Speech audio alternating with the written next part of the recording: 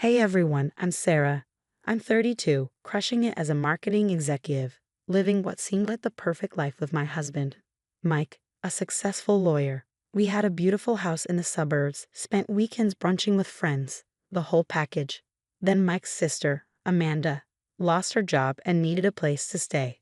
I wasn't thrilled, but hey, family's family, right? Big mistake. At first, it was small things. My favorite sweater would disappear, only to magically reappear in Amanda's laundry. Oh, I thought it was mine, she'd say with that fake laugh that set my nerves on edge. Then, one night as Mike and I were getting ready for a date, I noticed my go-to lipstick was missing. I stormed into Amanda's room, and there she was, wearing it. What the hell, Amanda? I snapped. She had the audacity to look offended. Calm down, Sarah. It's just lipstick. We're sisters now, remember? I looked to Mike for backup, but he just sighed. Babe, don't make a big deal out of nothing. Amanda's going through a tough time. That's when I knew something was really off. But it got worse. I started noticing cash disappearing, minus $20 here, $50 there. When I brought it up to Mike, he barely looked up from his phone. Maybe you just forgot you spent it or miscounted. I couldn't believe it. My own husband was gaslighting me. Things escalated when I checked my desk drawer and realized $500 from my emergency stash was gone. I confronted Amanda in the kitchen. Have you been taking money from my desk? I asked. She looked at me like I'd lost my mind. Are you seriously accusing me of stealing after all your family's done for me? Before I could reply, Mike walked in just as Amanda burst into tears. Sarah thinks I'm a thief. How could she say that? And just like that, I was the bad guy. Mike wrapped his arm around Amanda, glaring at me. Jesus, Sarah, what's wrong with you? Amanda would never do that. That night, lying in bed next to a husband who felt like a stranger, I knew I had to take matters into my own hands. If no one else believed me, I'd have to get proof myself. Little did I know, what I uncovered would turn my entire life upside down in ways I never imagined. So stay tuned, because this story is just getting started. After that confrontation, I was done feeling crazy and powerless in my own home. It was time to catch Amanda in the act. I went to an office supply store and bought some invisible ink. Back home, I marked a few $20s and $50s with it. No one could tell the difference, but under UV light, they'd reveal the truth. I carefully placed the marked bills in my desk drawer, counting them exactly. Then, I set up a tiny hidden camera inside a picture frame on my bookshelf, with a perfect view of the desk. At dinner that night, the tension was thick. Amanda was going on about some new guy she'd met, and Mike was hanging on her every word. I quietly pushed my food around, trying to keep my cool. You okay, babe? Mike finally asked, noticing my silence. Just tired from work, I lied. Amanda smirked. Maybe you should take a vacation. All that stress isn't good for your skin. I bit my tongue so hard I could taste blood. The next few days were agony. Every time I came home, I'd rush to check the camera and count the money. Nothing. Until day 4. Bingo. I watched the footage, my heart pounding. There she was, Amanda, bold as ever, rummaging through my drawer. She pocketed $3.20s and had the nerve to fix her hair in my mirror before leaving. I was shaking with anger, but I knew I had to play this smart. Later that day, I found Amanda in the kitchen. Hey, can we talk? I kept my voice calm. She turned with an innocent smile. Sure, what's up? I know you've been taking money from my desk, I said, my tongue flat. Her eyes widened, then narrowed. Excuse me? Are you on something? Cut the act, Amanda. I have proof, I said, keeping my composure. If you come clean now and pay me back, we can handle this quietly. Otherwise what? She sneered. You'll tell Mike? Good luck with that. He'd never believe you over his baby sister. I stepped closer. You sure about that? Because I've got you on camera. For a second, fear flickered in her eyes before she forced a laugh. Nice try, Sarah. You're bluffing. Am I? You willing to bet your relationship with Mike on that? She stormed out, slamming the door behind her. I leaned against the counter, my heart racing. I'd given her a chance to come clean and make things right, but she chose to double down on her lies. Fine. If that's how she wanted to play it, I was done being nice. The annual family barbecue was coming up this weekend. Mike's parents, cousins, and even our nosy neighbors would be there. I smiled to myself, imagining the scene that was about to unfold. Amanda thought she was so clever, but she had no idea what was coming. By the end of Sunday night, everyone would know the truth about her. When the day finally arrived, I was a bundle of nerves, having rehearsed what I was going to say over and over in my head.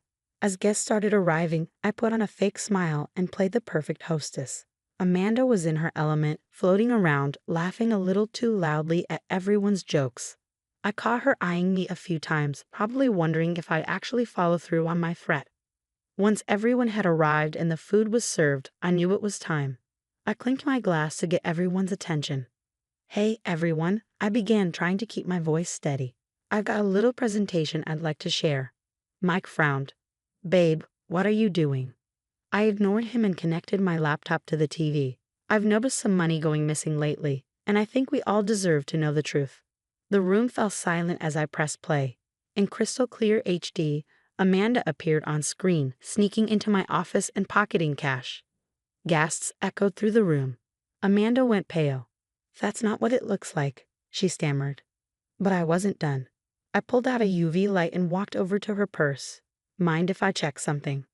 Before she could object, I dumped the contents onto the table. Bills scattered everywhere. I shone the light on them, revealing the invisible ink marks. "Funny how all this marked money from my desk ended up in your purse, huh, Amanda?"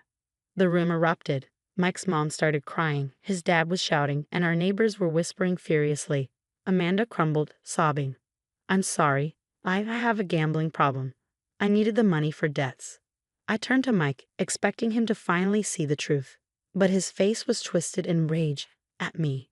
"How dare you?" he hissed. "You set up my sister and humiliated her in front of everyone." I blinked, stunned. "Are you kidding me? She's been stealing from us for months."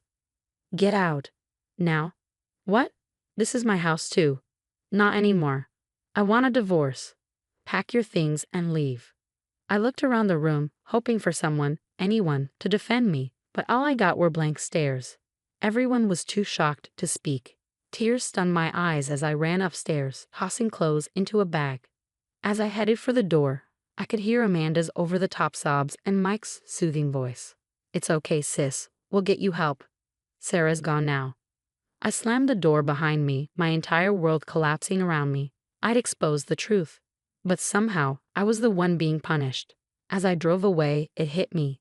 This wasn't the end. It was just the beginning of my fight for justice. That night, I crashed at my best friend Lisa's place. When I told her what happened, she was livid. "That manipulative little witch." Lisa fumed. "And Mike? He's out of his mind?" I nodded, still numb. "I know. I can't believe it either." The next morning, I called in sick and met with a divorce lawyer. She listened to my story, shaking her head. "We'll file for divorce on grounds of emotional abuse," she said, "and we'll make sure to highlight Mike's defense of a thief in the household." Over the next few weeks, I buried myself in work. My boss noticed my long hours and stellar presentations, calling me into his office one day. "Sarah, I don't know what sparked this fire in you, but it's impressive. How would you feel about heading up our new digital marketing division?" I nearly cried with relief. "I'd love to, thank you so much." Meanwhile, Karma was busy catching up with Amanda and Mike. Word got around that Amanda's gambling had spiraled out of control, leading to her being caught embezzling from her new job. She was facing serious charges. As for Mike, his defense of Amanda backfired in spectacular fashion. His colleagues were whispering behind his back, and he lost a major case due to his distraction. The firm demoted him to junior partner. About 6 months after the barbecue fiasco, I was signing the lease on my new apartment when my phone buzzed. It was Mike. "Sarah, can we talk?" I made a huge mistake." I laughed bitterly. "You're just realizing that now?" "Please, I want to apologize. Maybe we can work things out." "Not a chance, Mike. I've moved on. Don't contact me again." I hung up, feeling lighter than I had in months. That night, I treated myself to a fancy dinner and even adopted a scruffy little rescue dog I named Justice. A few weeks later, I hosted a housewarming party. Lisa raised her glass for a toast. "To Sarah, the strongest, bravest woman I know. You stood up for yourself and came out on top. We're all so proud of you."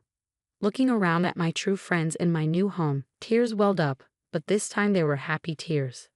Thanks, everyone. You know, when Mike kicked me out, I thought my life was over. But really, it was just beginning.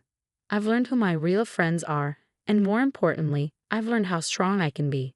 As the party wound down, Lisa pulled me aside. So, any regrets about exposing Amanda? I paused, then shook my head. Nope. It was tough, but I'd do it all over again. No one has the right to steal from you or make you feel crazy for standing up for yourself. That night, as I curled up in bed with justice at my feet, I realized something important. Sometimes losing everything is the only way to find out what you're really made of. And me? I'm made of tougher stuff than I ever imagined. The story's over, but I want to hear from you. If you were in my shoes, would you have exposed Amanda at the family barbecue or handled it privately? Was public humiliation justified, or did I go too far? Share your thoughts in the comments. Your perspective could help someone in a similar situation. And if you enjoyed this wild ride, hit that like button and subscribe for more real-life drama and lessons learned the hard way. Trust me, I've got plenty more stories where this came from. Let's navigate life's craziness together.